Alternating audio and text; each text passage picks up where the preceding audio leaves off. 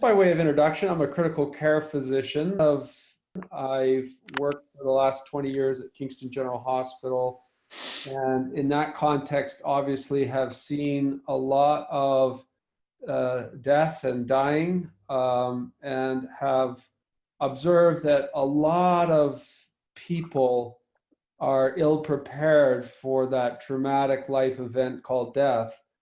And unfortunately, we're in a position as healthcare professionals engaging, family members of these now incapacitated patients to make medical decisions, life and death decisions. And so what I wanted to do was as briefly as I can, just share with you, some of the research that we've been doing that highlights deficiencies in the communication and decision-making process, which led to the development and evaluation of the PlanWell Guide. And recognizing that people on the call today have a diverse background and also lots of experience with communication, decision making, I'd love to get some reaction from you and how this might fit with your workflow.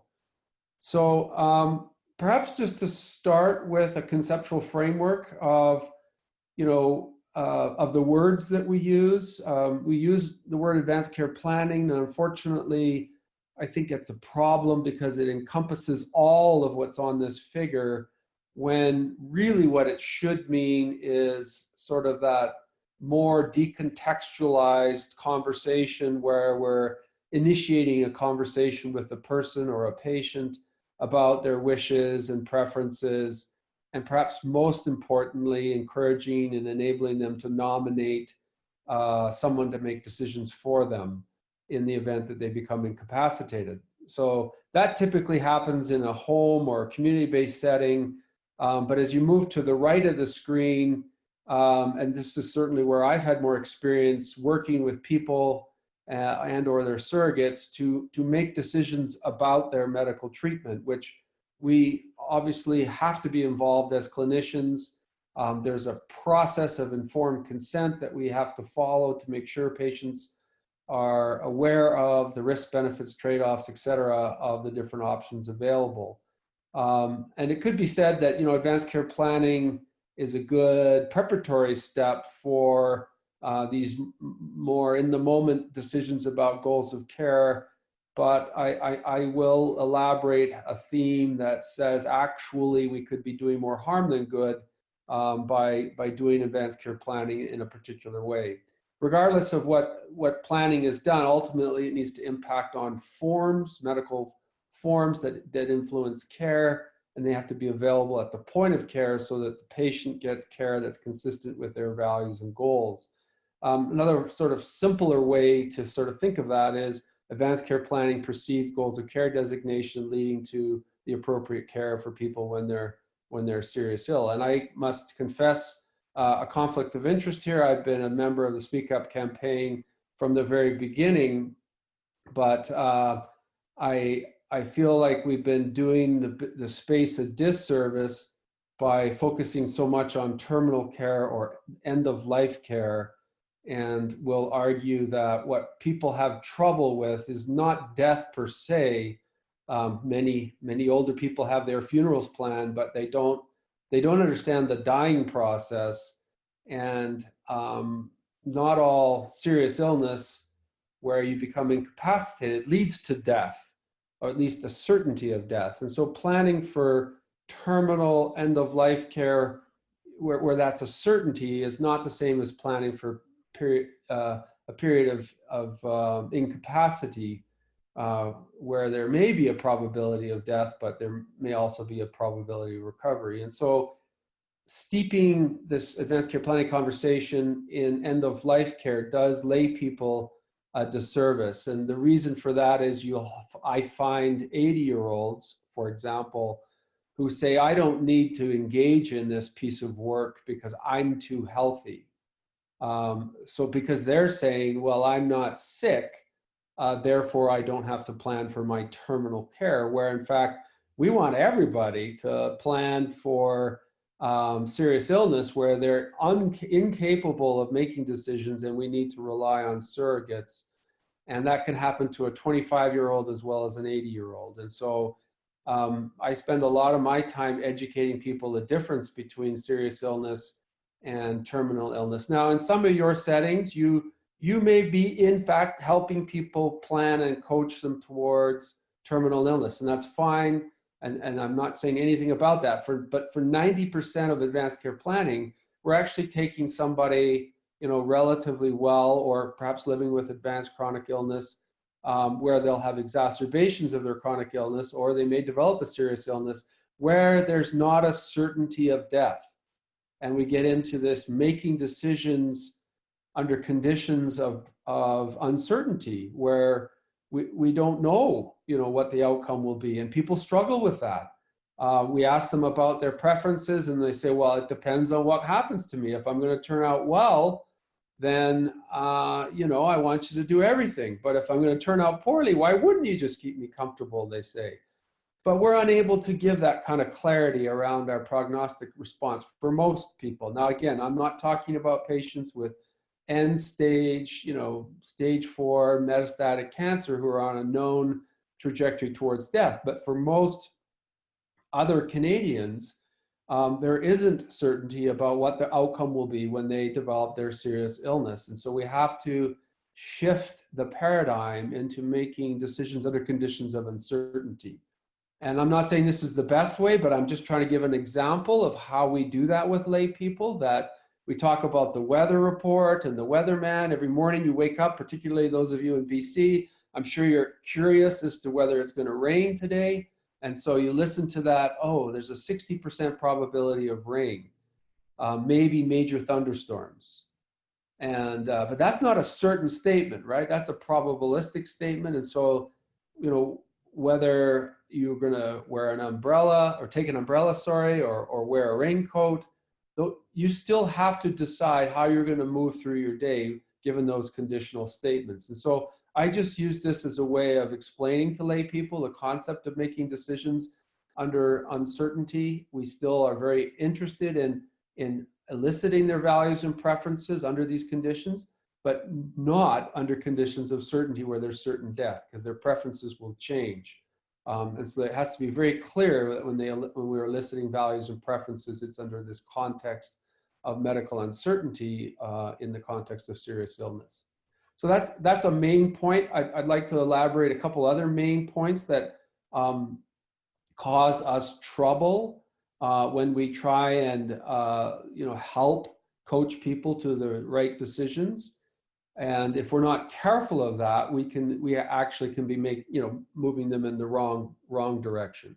And my other point will be that patients really aren't clear about what their authentic values are, or perceive that there are potential conflicts between different values on the table for discussion. And let me illustrate what I mean by referring you to a paper we published a few years ago, where we measured values using what I'll call an unconstrained or a simple, rating scale of, hey, is this important to you? We provided them with a list of various values that typically would be important in the context of making decisions around serious illness or at the end of life. And so we got people's ratings of how important things were. We elicited their preferences for different medical treatments, and we looked at the relationship between the two of those. First of all, it was interesting to see that there were a general consensus that values related more to comfort and avoiding machines and death not being prolonged seemingly were the most important. That life be preserved at all costs seemingly was the least important. Looking at those different values ratings, we came up a priori with various relationships, how this value of preserve life at all costs might relate or correlate with a value that says, oh, comfort is the most important. So for example, that would be an inverse correlation, and probably strongly inverse correlation. And so we were able to do that for all of these different values. And what I'm showing you here are the extent to which those correlations actually materialized or were realized. And in fact, there were only 7 of the 18 different correlations that were statistically significant in the expected direction, and most were weak to moderate correlations. Now, I know that's a lot of statistical stuff, but let me explain that in using examples. So here's an example of a positive correlation between living long as possible and the belief that life should be preserved. And so that makes sense that those two ratings of living long as possible and life should be preserved should correlate, but it's a modest correlation coefficient of 0.35. In contrast, we thought that living as long as possible should be negatively correlated with the rating of importance on being comfortable, avoiding machines, that death not be prolonged, that nature should be allowed to take its course. And yet in none of these instances were the ratings of the level of importance of these values were they negatively correlated. In fact, from a patient's perspective, on average, being kept comfortable or being comfortable being the thing that was rated as most important, weakly positively correlated with living as long as possible. So what I'm trying to say is people intrinsically do not see how their expressions of values, when manifest in an unconstrained way, actually can compete or conflict with each other, which isn't that helpful to us as clinicians trying to navigate this space. Moreover, there was no relationship between that which they expressed as being most important to them and their preferences for medical treatment. I'm just showing you the plots that whether you thought being comfortable it was important didn't differ in terms of your choice of comfort care, full medical care, or CPR, or something in between. And we had plots like this for all of those different value statements. And so there was no relationship between expressed values and elicited preferences. And so you kind of think that they should relate, that if I'm one that tends towards more comfort care, that my preference would be then not for CPR. And yet we couldn't demonstrate that relationship. So, gosh, what are the implications of this? That simple questions like, hey, what's important to you when you think about your end of life care, may not be useful or valid in trying to really say, okay, that's what that person thinks is most important. And we really need to be a bit more sophisticated in our values elicitation. And I'll show you what I mean by that. And we can do it clinically just using words as well, but I'll actually show you the scales that we use in the PlanWell guide. But what I want to stress here on this slide is that consumer theory says that in order to know how much something is of value, we have to know what people are willing to give up. What is the explicit trade-off, or to use another economic term, opportunity cost of, and how much is that valued in order to achieve this other goal? And so in eliciting values, we need to present them these constraining approaches, or these approaches that make the trade-off very explicit. And this is a scale, for example, where the respondent has to rate, to the left or to the right. What's more important to you? Focusing on prolonging or focusing on quality? And in making that determination, they see that these are at competing ends of the pole, and I can't have my cake and eat it too. Or if they are ambivalent or can't express the leading, then obviously they're saying both of those goals are equally important.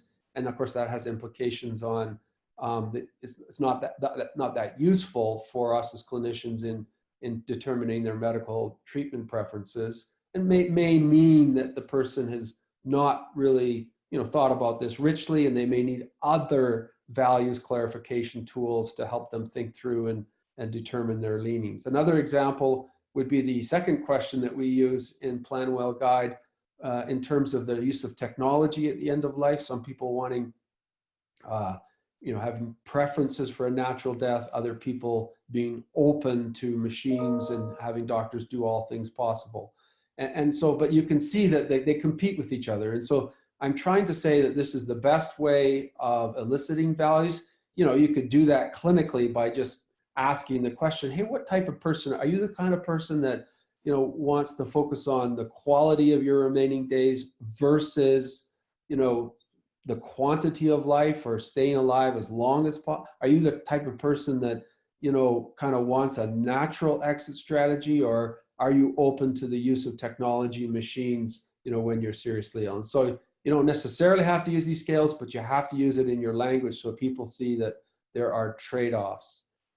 The other major problem with communication decision-making around serious illness is the lack of transparency and reproducibility of how a clinician moves from eliciting a value statement, oh, I want you to keep me as comfortable as possible, to a medical preference or a medical treatment.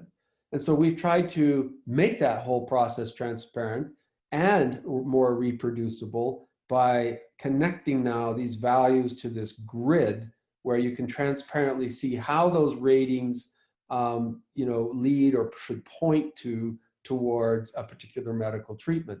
Sometimes we get a reaction from people when they say, oh, I want you to keep me comfortable, I want a natural death. And then so we say, that points towards the cell where it's comfort measures only.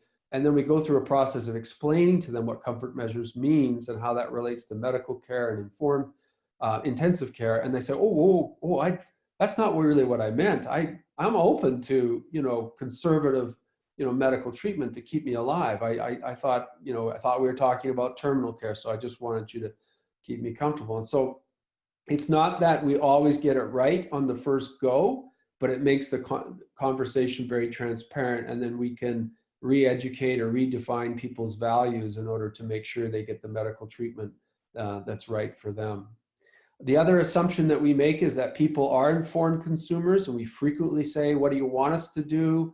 As if they know what CPR is or if they know what comfort care is, and in fact they aren't. And I'll just use one example from the CPR literature. I'm sure you're familiar with the idea that most people get their misinformation from TV. When we survey them, these are patients in hospitals who have CPR orders on the chart, and they really don't have a clue about the nature of the treatments related to CPR, nor the outcomes. Most of them don't know what the probability of success will be, and so they're ill-informed consumers, and we ought to stop asking them that question, what do you want us to do? And so what we've done in PlanWell Guide is provide a decision aid where we explicate the risk benefits and possible outcomes of the different, major buckets of care: intensive care, medical care, comfort care, and then a special part around resuscitation where we have a video decision aid on what that's like and what's all involved. And so we're trying to, inform people about their medical preferences. So just to circle back here, what I'm really concerned though about in our current approach is that we do some light advanced care planning, treating a person as an autonomous, informed agent who understands their values, and that we take that information and we codify it as a treatment wish, as a pre-specified plan, as an advanced directive, if you will.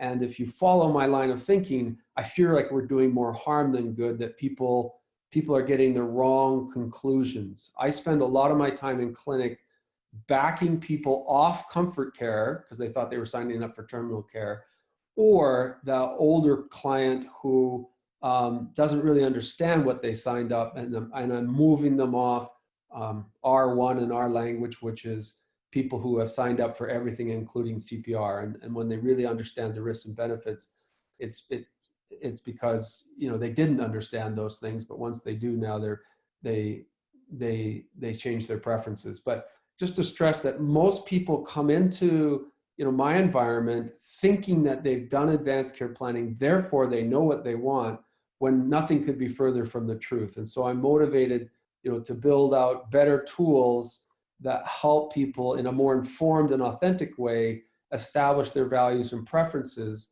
I use this graphic in PlanWell Guide to really stress the point that it's not really just about what you want. That in fact your advanced care planning, which is done in a decontextualized space, needs to be contextualized to the medical problem. And your doctor, it plays an important role in that determination of your medical problem and your prognosis, and therefore the indication of whether your preferences are actually a good fit. And so we talk a lot about shared decision making, where you have to collaborate with your physician to make that decision. I get a little distressed when I observe clinicians because they violate a lot of the hallmarks of shared decision making. I use this spectrum here to suggest that there's a range of different roles that patients want to play when they make decisions related to serious illness, from being actively involved in making their decisions to passively involved in making their decisions to, in the middle, just shared decision making. If I take that sort of line and I break it into 5 pieces, I come up with these 5 categories that describe the role that patients or family members as surrogates want to play in making serious decisions. And as I read through these, think about the patients that you work with, and what your experience is in terms of what the most common preferred role that people want to play when making decisions about serious illness. Is it A, that I prefer to make the decision about the treatment which I will receive? B, I prefer to make the final decision about the treatment, but seriously consider my doctor's opinion. C, I prefer that my doctor and I share responsibility for deciding.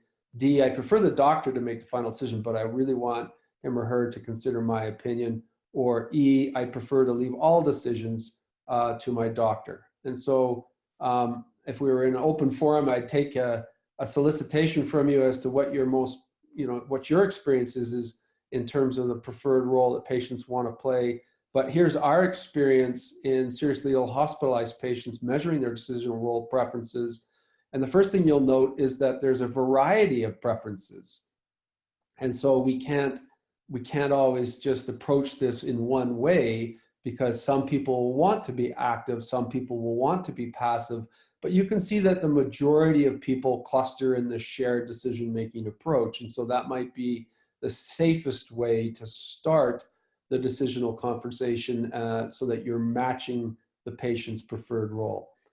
Which means you have to be very careful with your language strategy. And so when you say something like, okay, we could do treatment B or treatment A, what do you want us to do? You're putting decisional responsibility on the shoulders of that patient, when in fact the majority of them will not want that responsibility, and we're only increasing now their stress and anxiety by our use of language. And so part of what I've been doing for the last 20 years is trying to educate healthcare professionals on how language matters and how to use language strategies to support shared decision making.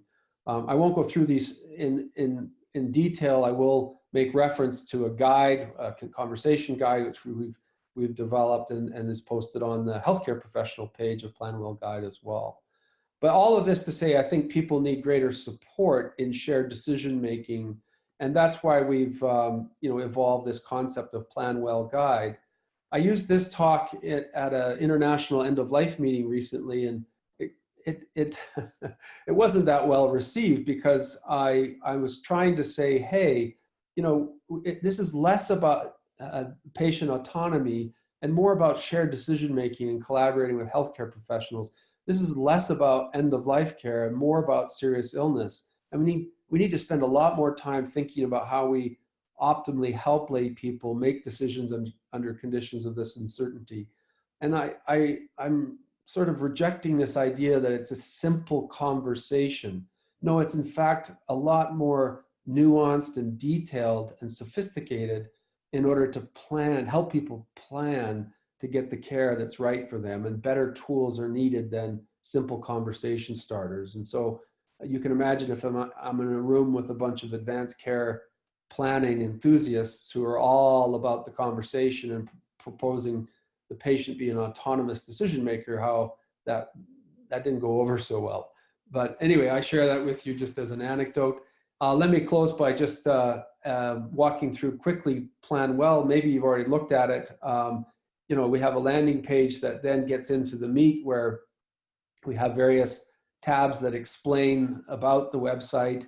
And then the money really is in these tabs related to explaining serious illness, going through that values clarification process, and then the decision aid around the different types of care. And then they would need to sort of actually log in and begin the process of making their plan, where they'll rate their values on those value scales that I showed you, elicit a preference or document their medical preference, aided by that grid that I already showed you. And then there's space for them to document their substitute decision maker and any residual questions. So the output from a planning exercise is not a medical decision made, but rather a collaboration tool with their physician. So they go with this, what we call a Dear Doctor letter, and they then engage a clinician or a nurse practitioner to actually get the medical order in the form that the healthcare system would use to codify those medical orders. Again, you may say, oh, there's lots of other tools out there. What's new or what's different about this one? Well, I kind of tried to hit these highlights as I went through the presentation, that as far as I know, we're one of the only ones that discriminate between terminal care and planning for serious illness, that help people, think through and make decisions under conditions of uncertainty. We're one of the only ones that use a constrained values clarification tool. We originated this grid, which helps make the conversation very transparent. And we've created the first in class and perhaps best in class decision aid, where we're educating people on the difference between, resuscitative medicine, medical care, and comfort care. We have done a randomized controlled trial. I'm just working on getting that paper published, where we've compared this planning process to usual care, thinking that this planning process would not only improve usual care, but that it would reduce the time that the clinician, the doctor, has to spend with the patient. Oh, by the way, that's a big barrier for at least primary care physicians, if not acute care physicians, maybe even long-term care physicians, to engage with their clients, is the time and the emotional cost spent. So I'll just move through quickly the plan well process versus usual care. We had to come back and the physician filled out an assessment, and then we phoned them 12 months later to say, or 12 weeks later rather, to say, hey, what was your experience like? What is your goals of care? And what we were able to show is that following the plan well guide process, there tended to be greater concordance between what the medical order codified in the record compared to their express preference. So when those two are in alignment, we call that concordance. Tended to be greater concordance in the intervention group. There were certainly fewer patients in the intervention group who wanted CPR. Patients tended to be better informed and felt more support from their physicians. And from a physician's point of view, the physicians concurred that these patients who had been through Plan Well Guide tended to be more informed and have a clearer sense of their values, and they were able to spend less time with their patients. We've created several tools to help operationalize Plan Well Guide in various settings. One are posters and pocket cards, just to sort of create that, poster on the wall or a pocket card handout to a person to create that level of awareness. We strongly believe that to the extent that a clinician engages a person and says, you need to do this, you should go do this. And so we've developed a prescription pad where the patient could be sent home to do the planning process offline, and then come back and see the clinician to fill out those medical forms. We recognize that not everybody is web savvy, and perhaps our target audience, of those 80-year-olds who we think this is most important, is, may not really groove with the internet. My experience is most of those patients whose their substitute decision maker is a younger son or daughter who are internet savvy, and so we strongly encourage them to do it together. And for those that just don't want to work with the internet, we do have this reduced to writing in a pamphlet, where the last 4 pages of the pamphlet are the essence of the Dear Doctor letter. So this is what it's supposed to kind of look like, where the clinician engages the patient to reflect and to work through their plan. They print it off, they go talk to their family, or they have done it with their family member. They present it back to their doctor to get their medical orders for the use or non-use of life-sustaining treatments, so they get the care that's right for them. I made reference to this communication guide. which is also freely available on the website for clinicians, so that they can better, be on the receiving end of those Dear Doctor letters, and on a shared decision-making model, help patients get the treatment that's right for them. I guess I know I have a diverse audience, but I'll use Alberta as an example. These forms may differ by province, obviously, but to me, an optimally prepared person is one that has done the goals of care designation form that the doctor fills out and determines that medical order for the use or non-use of life-sustaining treatments, that is informed by the Dear Doctor letter or the planning exercise on PlanWell Guide. And inclusive of that is then the personal directive, where legally you're naming your agent. And those three documents should be stored and kept together. In Alberta, we use Greensleeves as the analog way sort of to do that. So that's really all I wanted to say. I hope that wasn't too long. I felt like it was important that I explain the background of what our research had shown, the problems and deficiencies, and why we've developed what we've developed as a new and first-in-class sort of planning tool for people to really get their goals of care, or whatever language you use, to codify their medical orders for the use or non-use of life-sustaining treatments. I'll just label one discussion point, but then I'm going to stop and ask for questions, comments, and feedback. I don't know if you had a chance to see, but one of the tabs along the top is getting help with planning. And I recognize that as much as possible, ideally in our healthcare system, a patient would have a live person, a live trained person. Doesn't have to be a doctor, doesn't necessarily have to be a nurse, but some trained individual that will talk them through this process to help them, figure out their values and preferences and prepare them for when they go in and see the doctor. Unfortunately, in our Canadian healthcare system, I don't see that being a funded person. And so I built this in a virtual way, with my talking head coming in there, and again, to try and coach people through the process so that independently they can do the preparation and then go see their doctor. I recognize that not everybody can do that independently. And so I'm super interested in rostering or collaborating with people like yourselves who could, at the initiation of the person, be an assistant or a helper, in navigating that space. And so that's what that tab is about. That's what led me to this initial conversation with Jennifer. Would end-of-life doulas be interested in supporting this process? Obviously, if you're going to support this process, I felt like I needed to explain this process to you in some level of detail and get alignment with you on this process. So that's been the goal of my presentation today. So I'll stop talking now, and I think I should be able to hear your questions, or if you don't have a microphone, I'll be monitoring the chat room as well. So please, what questions, comments might you have? Please. So if you stop sharing, then everybody can see each other. Thank you, Darren. That was fantastic. I have a couple of questions to start. Okay. And one question is what would be the most important thing that you would want us to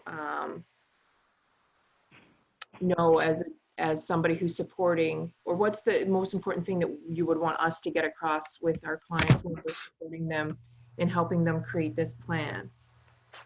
So one key thing that you're like, you got to hit this every time. Well, what would be useful for me is some reaction to what I've just said.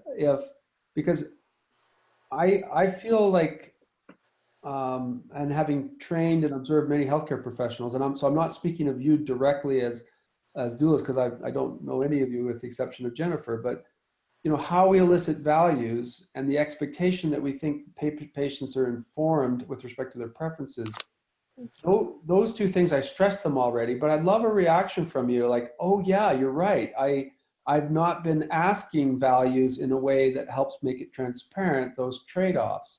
Because if you're having that reaction, then my answer to your question, Jennifer, is that, okay, Yeah. that's what needs to be stressed. If you're already, using tools that make those trade-offs transparent, then, are you using informed decision aids, like even our video CPR decision aid? I would argue that before anybody makes a preference or gets signed up for CPR, that they should be informed and watch that CPR decision aid. So sometimes I feel healthcare professionals, and I don't mean to be politically incorrect here, but we think that our patients are knowledgeable and autonomous, and we want to promote this patient autonomy. But the truth is they don't know what they're signing up for, and yet these are life and death decisions. And so, can I expect you to be more aggressive in informing and using decision aids so that your clients or your patients that you're working with, are making more informed decisions? I don't know if that's That's perfect. And that actually goes back to what we were discussing a little bit before you came on. A few of us were on here earlier, and I was saying, oh, I was doing the plan, and I think I could maybe even share it here. Nope, it's gone. So, I can't hear. I was doing my plan, which I think has changed a little bit since when I originally did it. Let's see. Uh-oh, where did you guys go? You've left. Apparently I can't do that. Now I'm in my email. I don't even know where you guys went. All right. I was trying to share this, and it's not sharing. Okay. So I was doing mine this morning, and it makes sense now that I've heard you explain it, because I was doing it, and then I was getting, so what you want is no ICU, no CPR. And I was like, no, I want number 3. And I kept going back and forth trying to change my answers to make it work for me. But really, now it makes sense, because I was like, oh, I got to tell them that there's a bug. But there's not a bug. It really makes you think about what you're actually saying. So my values weren't actually lining up with what my preferences were. right. That's very common, and people have to go back and forth. And when we're there to facilitate that, it's an easier conversation. Admittedly, people do struggle on the web to navigate that back and forth bit. But I don't see the back and forth bit a problem. I'm glad that it's happening, because it's just making transparent the conversation. So in the end, the person comes out clearer as to what they want. In the end, if they can't, like, there's 2 scenarios. One is, I guess there's 3 scenarios. If they end up in those cells that are grayed out, or if they end up with 4s and 4s as their value statements, or if they just can't get that back and forth right to get where they want. Remember, they're still going to talk to a clinician. And so it'll hopefully get sorted out in the end. But this is still a very useful, planning process to really clarify what's important to them. And that was my second and my last question, and I'll let everybody else have a shot at it. It was about clinician engagement. So you're very, I don't even know how to say it. What? But are clinicians actually having these conversations? And that's where I'm like, oh, clinician engagement, but are they? So what are you doing to educate the clinicians, or how are you encouraging them to use this?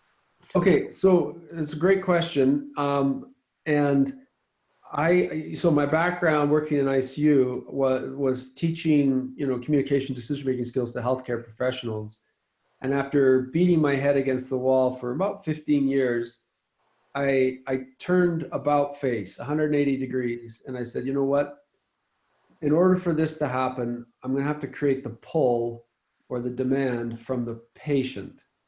And so PlanWell Guide is what we call a patient-mediated knowledge translation tool, where it's the expectation that I capacitate the patient to engage the clinician and to drive the conversation. Okay. In our work with PlanWell Guide, I do not educate or talk to clinicians, except for when I did the RCT and I had to get their sort of buy-in that they'll refer patients, but I didn't train them on shared decision-making language or anything. I just said, hey, this is what we're doing. Would you mind?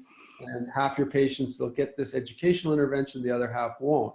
And please fill out this form when they come back. And so this might sound like an overstatement, but it's not requisite that the clinicians actually know about PlanWell Guide before you can start using it, because the patient takes the conversation and then, you know, has that written Dear Doctor letter. And so most clinicians, you know, may or should know what to do with those Dear Doctor letters to move that into the MOST or the GCD form in BC and Alberta respectively.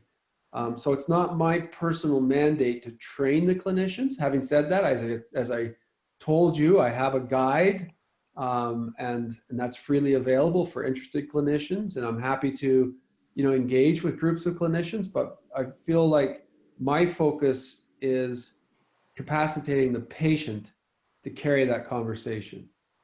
Awesome. Thank you. Okay, anybody have any questions? Wanted to speak up quick. So I've been a critical care nurse for 25 years. This is Paige talking. My video shut off because my bandwidth is kind of low.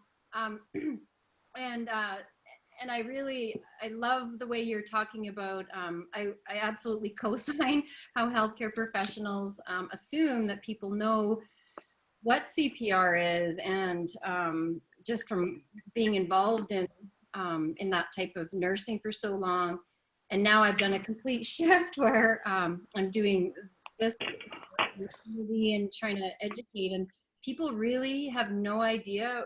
I mean, it's Hollywoodized. That's what their perception of what CPR is, and it's very traumatic. And I think I try to do my best to be.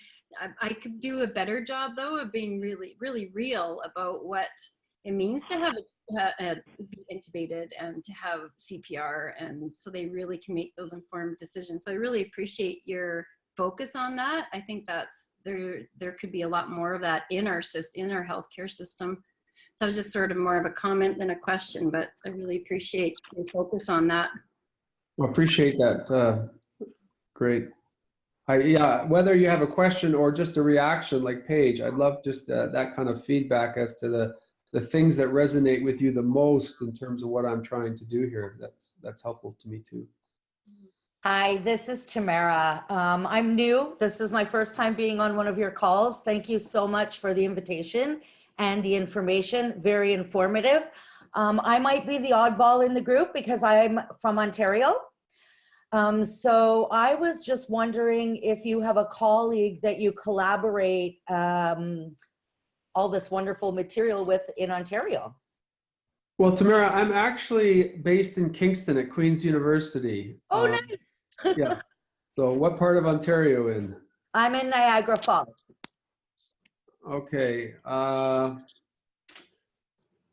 Can't help you there. I don't know anybody in Niagara Falls. But the way we've developed PlanWell Guide is generic or agnostic of how provincial healthcare systems work. You'll see on the guide or on the Dear Doctor letter or in the way we elicit preferences, there's not the terminology that you might use in the GCD form in Alberta or in the MOST form in BC. And regrettably, Ontario doesn't have a provincial form, but that's okay. These ways that we've expressed the preferences can then get translated by the doctor in the system that he or she works into the appropriate forms. So I don't know if that helps, but It definitely does. Like I said, just being new and knowing that the majority are from BC area, I just wanted to make sure that this is something that that is implemented across the board and that's used in Ontario as well. And I was at a MAID workshop 2 weeks ago, and they had mentioned, I'm pretty sure they had mentioned this because it resonated with me when I was reading and looking at your website through one of the emails. So I'm just going to look into that a little bit on my own. So thank you for that. Great, you're welcome. Frankie here.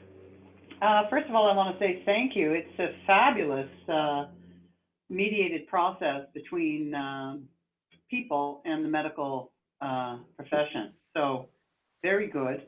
One thing I'd recommend is that you caption your where you're speaking.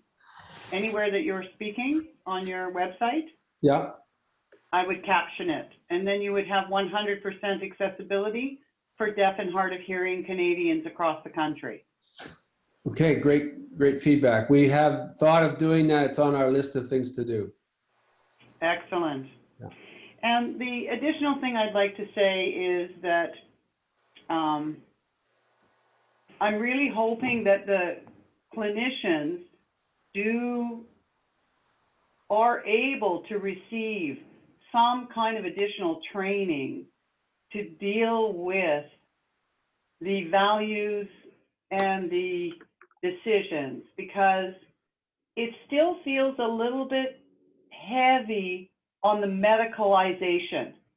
And I think if I could feel a little bit more comfortable knowing that the clinicians who are going to be working with individuals also got some of that training around the more touchy-feely kind of processes, I feel that you would have an excellent tool that had a balanced perspective coming to individuals. At this point, it still feels a bit medicalized heavy. I appreciate that feedback, and I guess it's a function of my lived experience as a critical care doctor, where my focus, or our focus with our patients, is the medical part, is the use or non-use of life-sustaining treatments.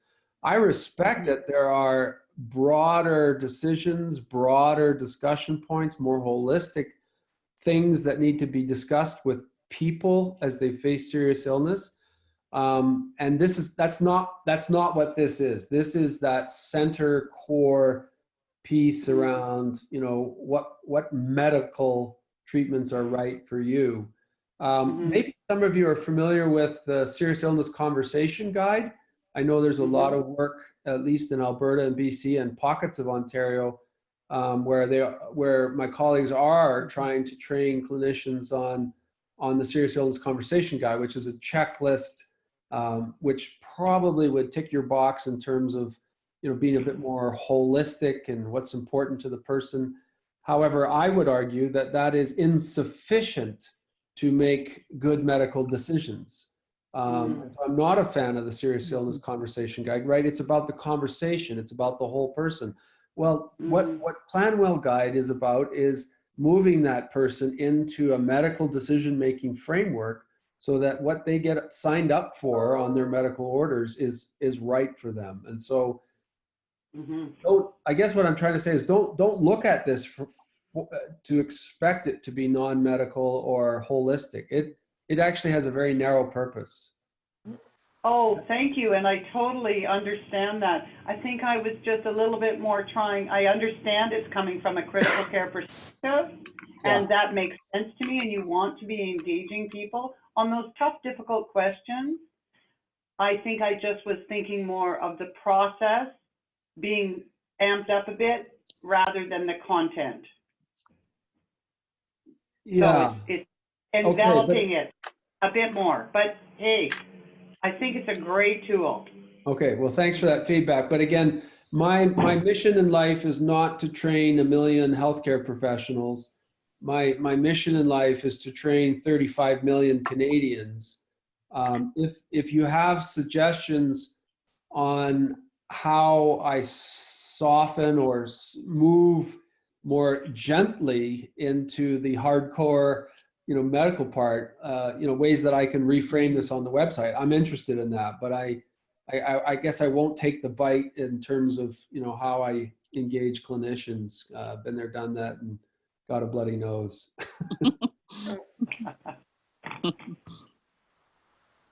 Okay, so Sarah. Hello. Thank you. That was phenomenal. I really appreciate what you've done for Canadians in general when it comes to end-of-life care and planning. I'm just wondering where the scope is for PlanWell in the whole advanced care plan, say umbrella, the overarching. So with PlanWell, and I admit it, I haven't gone through the entire website yet. So I'm wondering, in BC, you need, you know, the power of attorney and the different forms. How legal binding is PlanWell? And on the receiving end, as a clinician in the hospital, when they get that, how is it being received for doctors to actually implement PlanWell to their patients?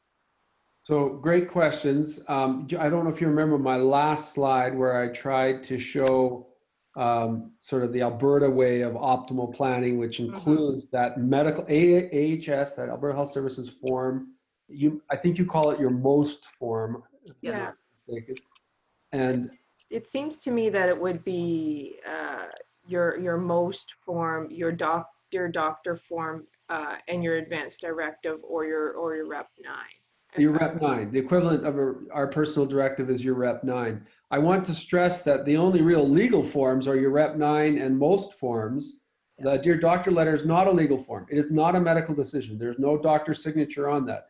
It's a patient preparatory or a patient engagement tool. It's a collaborative tool. It enables the patient to restate or to verbalize what their values and preferences and issues are when they engage clinicians. But I encourage them to store it with those other documents, whether it's electronic storage or analog storage, just because it's the background between it's the connect point between, you know, the person, their values and preferences, and whatever that medical order is. But don't expect it to be viewed as a legal document. Your latter comment actually stimulates sort of maybe my last wish is that I don't know how this tool is used in BC. There are a few users, I can tell by, you know, looking at who's logging in, but it would be great if we could develop an evaluation process or a demonstration project where you guys are starting to use it, and either anecdotally, or I can help with the more sophisticated evaluation of, you know, from a physician's point of view, how's that going? So I'm open to that, but I don't have an answer to it, at least from a BC perspective. Okay. Appreciate it. Are there any last questions? Speak now. Or you Can I make one other reference? Please just look at how you're referred to on our website and give me feedback if there's different language strategies that you would suggest as to how we make reference to your ability or your willingness to coach people through this process. Thank you so much for putting us on there. I feel that's a valuable content, and we appreciate it. I know I do very much so. So Great. So please give me feedback both on the wording, and then over time, if you have experiences with you and your clients and PlanWell, just know that I'm very open to feedback. So would you like us to touch base with you or keep track for when we are getting people linking in from your website for us to assist? Should we be just keeping track and letting you know? What would you like us to do with that? That's a good question. Maybe Jennifer, you and I, can you hang on for a few minutes at the end here? Maybe you and I can talk offline about that a little bit. I don't have a concrete answer for you, but other than anecdotally or once in a while, feel free to connect with me and let me know how it's going. But maybe you and I could think about other more systematic options. Yeah. is there a way as an association that we can get pamphlets or any of the stuff that you have at the end that we don't have to print off ourselves? Is there a way that we can do it to hand out to our members?